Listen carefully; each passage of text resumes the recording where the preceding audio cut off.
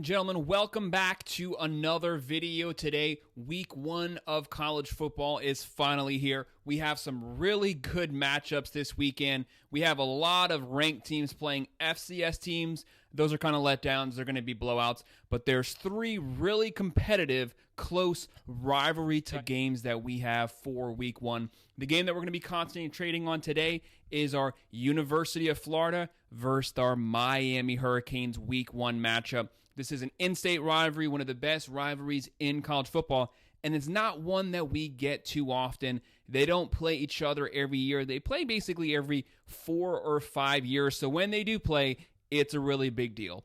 Go ahead, hit that like button and subscribe. If you have any comments, drop them below, and I'll make sure to respond. Like I said, we're concentrating on our UF versus UM rivalry matchup that we have coming up this Saturday, August 31st at 3:30 p.m. on ABC. Number 19 Miami Hurricanes visiting unranked the University of Florida Gators. This is a really consequential game. Why do I say that? UF has probably the most difficult college football schedule I have ever seen in my life. Vegas predicts them winning 5.5 games. If they win 5 games, Billy Napier is probably getting fired. They did not get to a bowl game last year. If they have back-to-back non-bowl seasons, he's gone. UF is one of the best jobs in college football. I don't care how difficult your schedule is. You have to get a bowl game when you have that fertile recruiting ground. Napier has to do better. A lot of pressure on him this season. His seat is definitely on fire. He has to win this game here. Why do I say that? You need momentum starting out the season. Their last 5 or 6 games, it's a gauntlet. Bama, Ole Miss, Texas, Georgia. You're probably going to lose all of those games. So if you're going to get bowl eligible, you have to win these games. Get momentum first half of the season, just in case the second half's rough. For Miami, this game means a lot. It's an in-state rivalry, but it doesn't mean as much. Why do I say that? Their schedule's really easy this season. Their most difficult games, Florida, Florida State, Virginia Tech. It's not too difficult of a schedule. So, yes, they want to win this. If they don't, you're going to hear a lot of complaining about Mario Cristobal, but they can easily still make up for it during the season. Vegas has them winning 9.5 games. A lot of people have them winning the ACC this year. So they still have the whole season in front of them. It actually gets a lot easier after this game going forward. Now, we're going to do our predictions for this game. So who we think is going to lose. Looking at what Vegas has, as of right now, they have Miami predicted to win this game. They have it as a 3-point favorite. So Miami's favored, but it's been going back and forth. It's been flip-flopping. The whole offseason up to this week, Florida was favored. Now Miami's favored. I could see that spread moving down as we get closer to game time to practically a pick-em.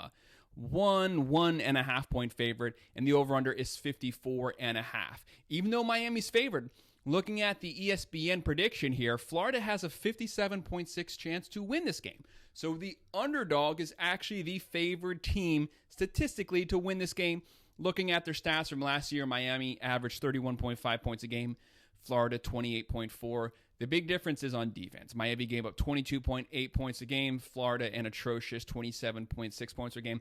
Florida's made a lot of changes on the defensive side, coaching and roster-wise. They brought in a lot of transfers. Billy Napier has been recruiting very well. This is a very talented team. These teams are virtually even talent-wise. I don't care that Florida didn't make a bowl game. Do not underestimate the talent on their rosters just because their schedule was so difficult. Florida has a top 20 roster easily. Miami, according to ESPN, has the number 10 blue chip roster. That's 4- and 5-star players in the country right now. Billy Napier, he's 11-14 the last 2 seasons. He has to win this game. You have Graham Mertz back. He had 20 touchdowns last year, 3 picks. The running back, Etienne, did transfer to Georgia. The wide receiver, Pearsall, he is off to the NFL, but they still have Johnson. They have Wilson, Williams. They have a loaded team. Keep your eye on Wilson. He's kind of like that Percy Harvin type guy. Can they get the run game going?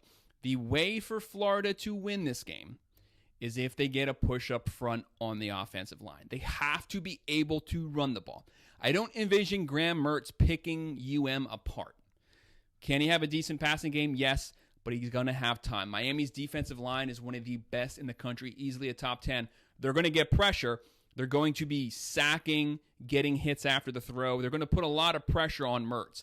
They're going to have to get push on that line. Buy Mertz some time. A quarterback's best friend is always a run game. If Florida gets push up front, can buy him time, open up some lanes with the run game, you get the play action, and Mertz could continue to pick up from there. You have a lot of transfers coming in on the offensive line. They needed a lot of work there. But as I said, the main thing is going to come down to, can Florida get push up front in the run game? For Miami, if they don't win now, when do they win? This is the best team they've had in a really long time. They own the transfer portal. Number one transfer portal quarterback, Cameron Ward. Check that off. He's in. They have a top 10 national quarterback. Number one transfer running back, Damian Martinez. Check that off. They added him. You have a very deep running back room. You have one of the best quarterbacks in the nation on the best team he's ever played on, with a top 10 offensive line from last season. Miami was top 10 in least amount of pressures and sacks last year. A lot of those guys are back. Mario Cristobal is obviously an offensive line-focused coach. That's what he played at Miami. So Miami's line is stout. They are huge. They are strong. They're going to open up lanes. They're going to buy Cameron Ward the most time he's ever had. And he has a top 10 national running back, Damian Martinez, 1,200 yards last season. I mean, what more can you ask for? When you look at the skill position players, this team is loaded. You have Shannon Dawson as the offensive coordinator. He runs an air raid system. Cameron Ward comes from an air raid system at Washington State. The big thing is this is his first game in this specific system, and it's in Gainesville, the swamp, one of the most difficult places to play. That could be the kicker right there, is that this game is in Gainesville. If it was anywhere else, Miami might win it, but the fact that it's in Gainesville, Cameron Ward should be on notice.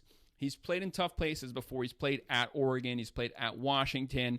Those are actually his best games. So on the biggest stage, he actually stepped up and played his best up to this point of his career. Can he continue to do that at Miami? Miami's biggest issue is their secondary. Those guys are all gone to the NFL safety-wise. So they're going to have new safeties playing back there. So, like I mentioned, if Cameron Ward has time to throw, they're going to be going vertical, trying to see if they can find weaknesses in the secondary. But this is a really good offensive line. Mario Cristobal, on the road, you're going to want to keep the game on the ground. You don't want turnovers. You're going to run it. Damian Martinez, Fletcher, run, play action, deep pass, and Cameron Ward has the arm. And you have one of the best wide receiver cores in the country. You have Restrepo, who's an ACC All-American. You have the transfer Brown, Horton, George, Joseph. You have guys in the slot, short-range guys. You have vertical deep threats. You have big-bodied receivers, short receivers. Anything you need, this team is built for it. That's why I said this is Miami's best team they've had in over a decade. And this is a big stage. Can they start out the year with momentum, beat Florida in Gainesville? You have Mauigoa, Bain, Mesidor, Clark, Cook. The D-line, the linebackers, they're loaded. And you have one of the best kickers in the country if the game comes down to special teams, which in these rivalry games, sometimes it's a special teams mistake or it's you seize in the moment. That's the difference in the game. Miami is the favorite here. I can easily see Florida winning this game. For some reason, my gut kind of tells me it's going to be Florida's game. First game of the season. Florida has to win it more than Miami. They might rally around Napier and seize this game. But I'm going to go with Miami getting the win. I have Miami winning this one 34-24, covering the spread. I'm going with the over there. People might say, that's a 2-possession win. Well, I have this game going down to the wire. And I have Miami at the end of the fourth quarter either getting a touchdown or a field goal, and that's what pushes it to a 2-possession game. I think Miami is going to play better maybe first and second quarter, and the game might be tied or Florida might be up at halftime. But Miami, late in the third, fourth quarter, that's when they seize this game and take possession of it due to their depth and their run game, their offensive line leaning on Florida. And that's what makes the difference. So that's a breakdown for our predictions for UF-UM in Week 1. Go ahead, hit that like button, and subscribe. If you have any comments, drop them below, and I will respond. Thank you.